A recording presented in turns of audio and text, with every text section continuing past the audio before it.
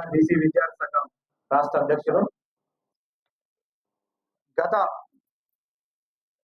ఈ ప్రభుత్వం వచ్చి 20 నెలలు అవుతున్నా 22 నెలలు అవుతున్నా కానీ ఈ ప్రభుత్వానికి తెలంగాణ ప్రభుత్వం ప్రజాపాలన అని ఆడ ఈడ బోర్డులు పెట్టడం తప్ప విద్యార్థులకు కానీ ప్రజలకు కానీ ఒరిగింది ఏం లేదని నేను స్పష్టంగా తెలియజేసిన.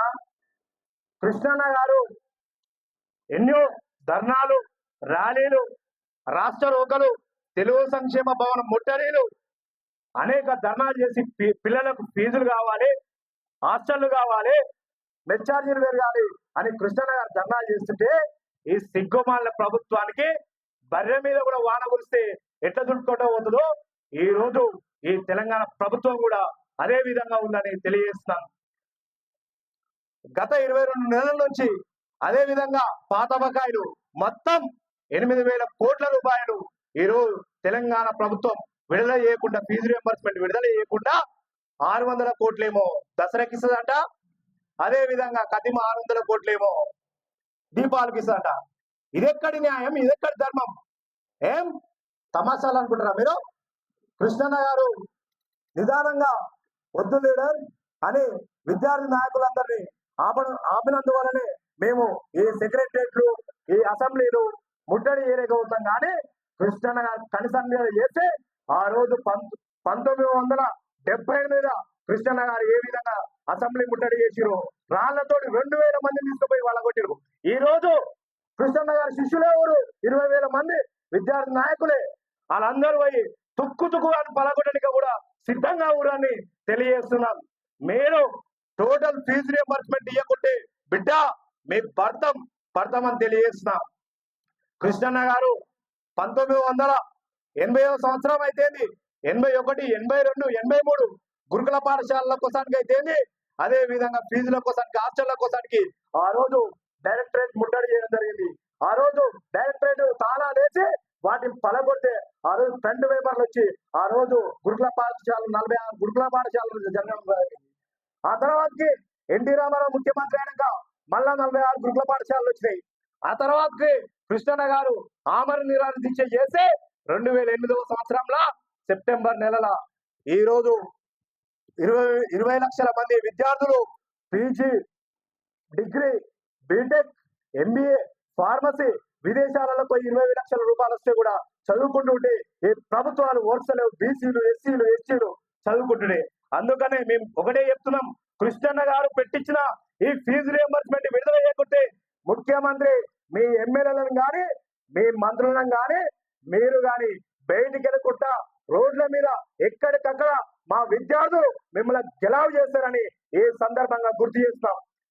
మీరు తొందరగా నిర్ణయించి క్యాబినెట్ మీటింగ్ పెట్టి కృష్ణన్న గారిని పిలుస్తారా, లేకపోతే ఎవరిని పిలుస్తారా, మీ ఆఫీసర్ని పిలుస్తారా, పిలిచి తొందరగా మీరు చర్చలు జరిపి, మీరు చర్చలు ఏం జరిపారు, వాళ్ళకి ఇంజనీరింగ్, వాళ్ళకు ఫార్మసీ కాలేజీలు, అదే మెడికల్ కాలేజ్ ఇస్తే వాళ్ళు కొంతమంది బడా కాలేజ్ నాయకులు ఒప్పుకురేమో విరమించారు. సరే, దానికి మేము స్వాగతిస్తాం.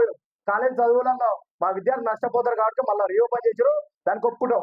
కానీ ఈ రోజు విద్యార్థుల అకౌంట్లలో మేము పైసలు ఇస్తాం అని మీరు చెప్తున్న ఫీజు రియంబర్స్మెంట్ అది బాగానే ఉంది, చూడనిక బాగానే ఉంటది, విననిక బాగానే ఉంటది.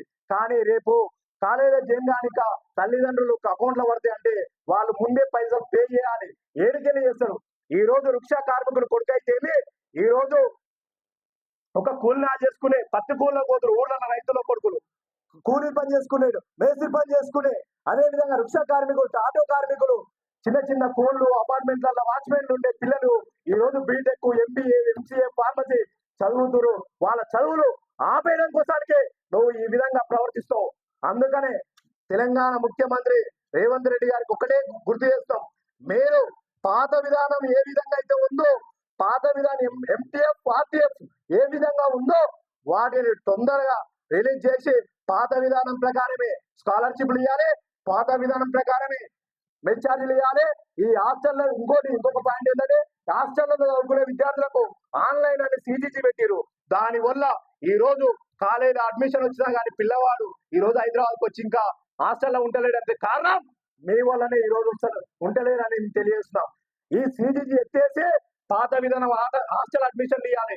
క్రిస్టియన్ కాదు బెదిరించి గెదిరించితే ఈ వార్డెన్లు తీసుకుంటారు. కానీ అదే విధంగా ఇంకా చాలా మంది పిల్లలు ఊర్లల్లో అడ్మిషన్ వచ్చినా కానీ 2-3 నెలలు అయినా ఇప్పటికీ హాస్టల్లో జాయిన్ అయితే లేదంటే హాస్టల్ అడ్మిషన్ లేక రేబ్రా మాబ్రా అని వార్డెన్లు మా పెడుతురు.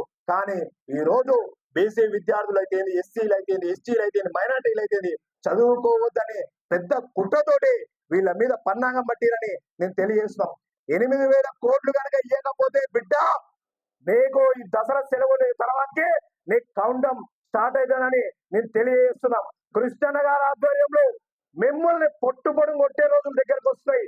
దశల వారీగా రోజు ఉద్యమం ఒక్కొక్క విధంగా ముందుకెళ్తానని నేను తెలియజేస్తున్నాం.